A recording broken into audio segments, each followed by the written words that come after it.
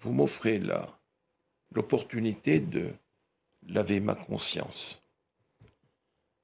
J'ai été l'acteur et le témoin de toutes les relations entre la France et la Côte d'Ivoire. Laurent est tombé, qu'il a été conduit à La Haye, j'en ai beaucoup souffert. Personnellement et dans ma famille, j'en ai souffert terriblement. Comment vous dire? Oui. Complice. D'une trahison? D'une trahison. Mais j'étais contre cela. Les derniers moments de la présidence de Gbagbo, je les ai vécus avec Nicolas Sarkozy. Et là, les choses se sont compliquées. Les élections sont là. Et Laurent avait gagné les élections. Nous savons qu'il les avait gagnées. Comme Jean Ping les avait gagnées en 2016 à Libreville. Là, Gbagbo avait gagné les élections. Pas Ouattara. Pas Ouattara.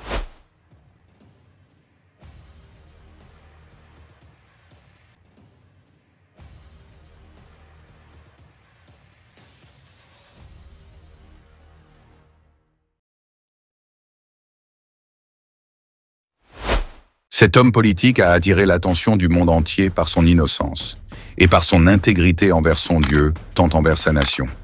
C'est après 14 années que cette vérité sur les élections présidentielles de 2010 en Côte d'Ivoire a enfin été révélée. Quelle que soit la durée d'attente, la vérité finit toujours par éclater. Aujourd'hui, la prière de cet ancien président de la Côte d'Ivoire a été entendue par Dieu. Incroyable, tout le peuple africain serait ému et le monde entier en parle depuis la diffusion de cette révélation fracassante de cet homme de justice, l'avocat Robert Bourgi, parce qu'il vient de confesser avec beaucoup de regrets mais avec un cœur ouvert devant les médias français avoir été complice d'une trahison envers le peuple ivoirien. Les citoyens africains votent par formalité et les impérialistes choisissent qui placer à la tête du pouvoir. On se demande si réellement l'Afrique a officiellement obtenu son indépendance. Une actualité qui a ébloui le monde, à l'occurrence dans les réseaux sociaux, les multiples réactions controversées sont observées. Cet avocat français a dépeint un tableau saisissant des tractations en coulisses impliquant les plus hautes sphères du pouvoir français. Ce que vous allez suivre bientôt.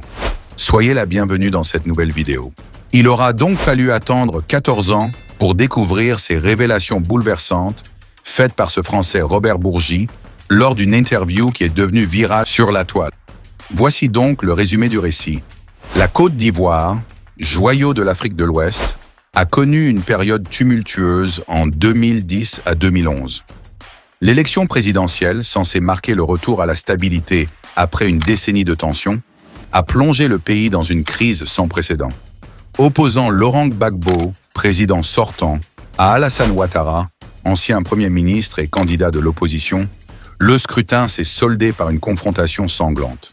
Deux camps se sont formés, chacun revendiquant la victoire, provoquant une paralysie institutionnelle et une escalade de violence. L'intervention militaire française, sous mandat de l'ONU, a mis fin au conflit en avril 2011, mais a laissé des cicatrices profondes dans la société ivoirienne et soulevé de nombreuses questions sur la légitimité du processus électoral et le rôle des puissances étrangères dans la résolution de la crise.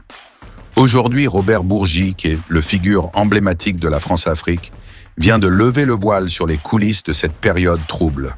Dans un entretien accordé à France 24, l'ancien conseiller officieux de l'Élysée pour l'Afrique a fait des révélations explosives sur l'élection présidentielle ivoirienne de 2010. Selon lui, Laurent Gbagbo était le véritable vainqueur du scrutin, contrairement à ce qui a été officiellement reconnu par la communauté internationale. Cette déclaration remet en question la légitimité de l'accession au pouvoir d'Alassane Ouattara et jette une lumière sur les manœuvres diplomatiques de l'époque. C'est un résultat illégitime, proclamé hors délai, par quelqu'un qui n'avait plus le droit de le proclamer. C'est là-dessus que tout l'Occident se braque, alors que, quand le Conseil constitutionnel finit de délibérer, elle donne des résultats et elle proclame élu un président qui est moi. Là, ce n'est plus du droit, c'est la volonté des puissants d'imposer quelqu'un. Je ne suis pas d'accord. L'avocat a notamment révélé une tentative de négociation orchestrée par Nicolas Sarkozy alors président français, visant à convaincre Gbagbo de renoncer au pouvoir en échange d'avantages substantiels. Cet ancien président français, qui a toujours confessé sa foi en Jésus comme étant son Seigneur, mais malheureusement, ce qui ne lui permet pas d'agir avec intégrité selon les préceptes de Jésus qu'il acclame. Moi, je ne suis pas pratiquant, je suis catholique, de culture, de racines. Mais Jésus, si je voulais rencontrer une seule personne, c'est lui. Parce que si c'est vrai, ça résout bien des problèmes. Il n'a jamais rien écrit. Et qui a plus marqué l'humanité depuis l'origine que lui? Qu'on croit ou qu'on ne croit pas. Qui a souffert autant que lui? Ce qui lui a été imposé est invraisemblable. En rappel, le président Laurent Gbagbo, hormis la politique, est un serviteur de Dieu et évangéliste avant et pendant son parcours, après plusieurs révélations faites par des hommes de Dieu concernant sa personne. Il serait justifié simplement à cause de son intégrité envers son Dieu et sa nation. Et ici, Dieu m'a mené en Côte d'Ivoire et j'ai vu le président, l'ancien président Laurent Gbagbo. Et ce président, je vous dis la vérité par l'Éternel qui m'a appelé, le cœur de Dieu est sur lui.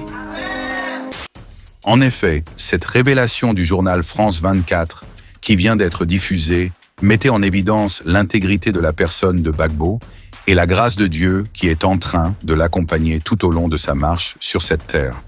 Nous vous présentons le bref portrait de cette grande personnalité qui a fait l'objet de cette vidéo.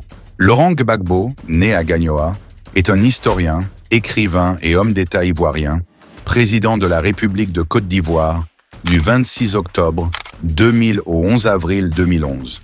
Fondateur avec son épouse Simone du parti de gauche Front Populaire Ivoirien, FPI, il est un opposant historique à Félix Houphouët-Boigny. Il est élu à la tête de la Côte d'Ivoire en 2000 face au président sortant, Robert Guéhi. Son mandat est marqué pendant plusieurs années par une crise politico-militaire. Dans ce présent, il est désigné candidat du Parti des peuples africains, PPACI, pour l'élection présidentielle de 2025. Laurent Gbagbo se fait réinscrire sur la liste électorale de son pays et s'ouvre la voie à une nouvelle bataille électorale avec Alassane Ouattara, qui est l'actuel président de la Côte d'Ivoire.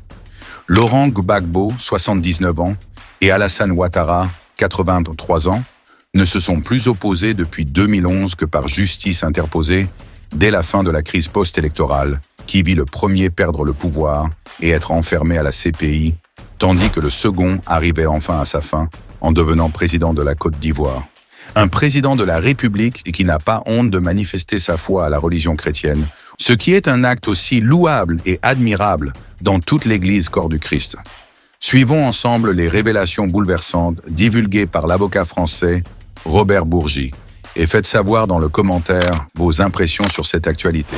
En 2002, on revient, parmi les nouveaux donateurs, si j'ose dire, de ce système quand même étonnant, Abdoulaye Wade, le président, et Laurent Gbagbo, beaucoup plus étonnant, président de gauche. Il a avoué à sa sortie de prison de la Cour pénale internationale que vous et Dominique de Villepin, vous l'avez fait cracher au bassinet. Comment ça s'est passé? Laurent Gbagbo voulait s'attirer les bonnes grâces de la France. Je lui ai dit, tu sais Laurent, je vais être franc avec toi. Il va falloir que tu puisses contribuer, faire un geste pour M. Chirac. Et j'organise un déjeuner au restaurant La Pérouse. Il y avait Gbagbo dans un salon du restaurant La Pérouse, Gbagbo, Villepin et moi-même. Et là, je dis à Dominique de Villepin, je lui dis Dominique, comme vous me l'avez demandé, je vais demander à Gbagbo devant vous d'aider le président de la République. Et j'ai demandé à Laurent, voilà ce que je t'ai laissé entendre, je vais le dire devant Dominique de Villepin, il va falloir que tu puisses aider à l'élection présidentielle de 2002. Et Laurent de dire, je suis de la famille socialiste, je suis un ami de M. Jospin, mais Dominique, j'aiderai à hauteur de 3 millions de dollars M. Chirac. Ce qu'il a fait? Ce qu'il a fait. Est-ce que vous considérez qu'il a été trahi par Jacques Chirac, par Dominique de Villepin, par la France plus largement?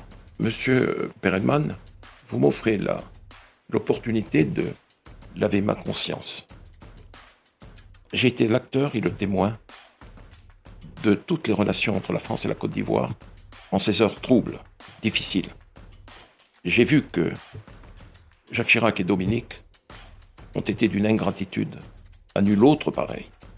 Et quand, comment vous dire, Laurent est tombé, qu'il a été conduit à La Haye, j'en ai beaucoup souffert. Personnellement et dans ma famille, j'en ai souffert terriblement. Vous vous sentiez coupable? Comment vous dire? Oui. Complice. D'une trahison? D'une trahison. Mais j'étais contre cela. Les derniers moments de la présidence de Gbagbo, je les ai vécus avec Nicolas Sarkozy. Et là, les choses se sont compliquées. Les élections sont là. Et Laurent avait gagné les élections. Nous savons qu'il les avait gagnées. Comme Jean Ping les avait gagnées en 2016 à Libreville. Là, Gbagbo avait gagné les élections. Pas Ouattara. Pas Ouattara. Le Conseil constitutionnel a dit que c'était Laurent le vainqueur. Vous connaissez la dispute, mais bon. Bon, ok, la dispute, allez, passons. Et le président Sarkozy me fait venir à l'Élysée et il me dit « Il va falloir que tu appelles ton ami Gbagbo et que tu lui dises d'accepter de partir. Il aura un statut d'ancien chef d'État, 30 millions CFA, voiture, escorte, et s'il veut, comme il est professeur d'histoire, on lui trouvera une chaire, il pourra se déplacer à travers le monde. » Je lui dis « Il n'y a pas de problème. » Il me dit va dans le bureau de Claude et tu appelles Gbagbo. J'ai appelé Laurent. L'aide de camp, le colonel, me l'a passé. Laurent Gbagbo me dit « Alors Bob, comment va ?» Je lui dis « Laurent, ça fait des années qu'on se connaît. Je te passe un message du président Sarkozy. Je suis dans le bureau de Claude Guéant. Il te demande ceci, cela. Ce que je viens de dire. Il m'a dit « Tu diras à ton ami Sarkozy que je serai son Mugabe. Bob, je t'ai assez entendu. » Et il a raccroché. Et je suis allé dire à Sarkozy, il me dit alors comment ça s'est passé? Je lui dis bon, voilà comment ça s'est passé, j'en suis malheureux. Il a bondi de son fauteuil, il dit puisque c'est ça, je vais le vitrifier. Vitrifier. Vitrifier. Je lui dis Nicolas, s'il te plaît, le Conseil constitutionnel a déclaré qu'il avait été élu, il a dit je vais le vitrifier, j'ai un mandat et je vais le faire. Et le lendemain ou le surlendemain, Laurent était tombé, conduit à, comme nous l'avons vu et su, à La Haye. Nous sommes ravis. Si cette vidéo vous a été utile, alors n'hésitez pas de le partager avec vos contacts pour une plus grande visibilité. Et n'oubliez pas surtout de nous dire dans le commentaire vos différentes impressions sur cette actualité. On vous dit à la prochaine publication et restez connectés sur notre chaîne God Bless 243 Simplement Chrétienne.